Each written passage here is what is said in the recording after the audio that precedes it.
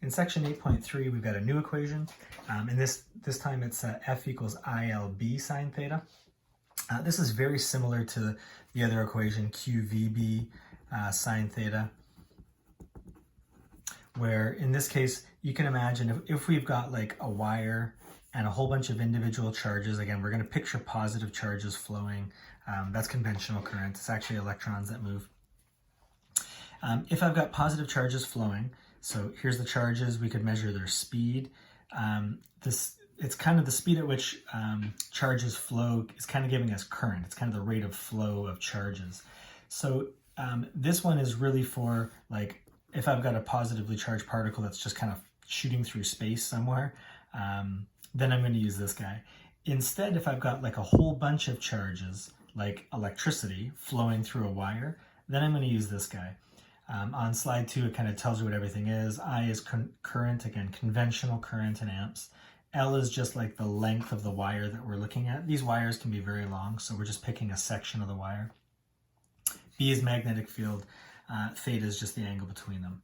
So if I look at this here, a couple things. If I've got, let's say I had two magnets out here, and you can picture like a big bar magnet. This is the south end of one, maybe the north end is over here. This is the north end of another, and again, maybe the magnet comes out and there's a south end somewhere out here. Magnetic field, B field, always goes from north, kind of out of the north end of a magnet, and it goes into the south end of a magnet. In this case, the next magnet.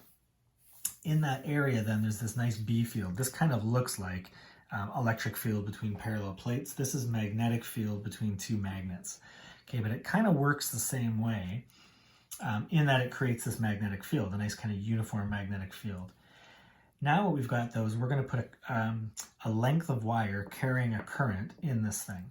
Okay, so again, picture my pencil is like my length of wire. I'm turning it so it's going straight up and down. The current is flowing down into the page. We try to avoid up and down, so again, it's going into the page. So current is into the page. If you picture right-hand rule number 3, my thumb is going to point down into the page. My fingers are going to point out that way. This is very awkward, but my palm then, force is kind of going down this way. And that's where this force comes from. Okay, so in the slideshow, it kind of asks what direction is the force. The force is straight south in this example. Okay, if we move on to the actual example from this question, or from this slideshow, it mentions to us we've got this horizontal wire is sitting in a magnetic field, kind of like we had in that last drawing. Current is flowing in this direction, find the force on the wire. Force is just ILB sine theta. So just like when we used that QVB sine theta, this is all magnitude only. Okay, so I can just, without kind of really thinking about anything, if I can just identify what these numbers are, then I can just sub in and solve, but I will have to work a little bit to get my direction. So current, 3 amps. Length of wire, 3 meters. B field, 3.9, 10 to the minus 2. A lot of 3's in here. The angle between them is just 90 degrees. Okay, so this current, let's draw this. This current, if I have a straight east, let's imagine there's north, there's east. The current is going somewhere up over here. This is 55 degrees. There's I. The B field is going straight north, so there's B.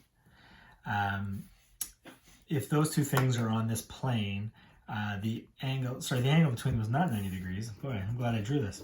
The angle between them was not 90 degrees or 55 degrees. It is the angle between I and B. It is 35 degrees. Yeah, so a good idea. Always draw the picture. 35 degrees. They are on a plane, though. The force will be at 90 degrees to the surface of this page, where those two things, the plane that those two things kind of make.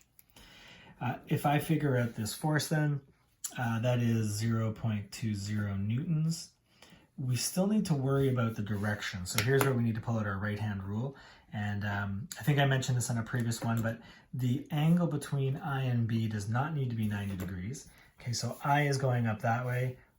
B field is going up this way. The angle between these guys is not 90 degrees. So the angle here, not 90 degrees, but that doesn't matter. Force is, according to my palm, is coming straight up towards the camera. In this case, I will say out of page. there is our force.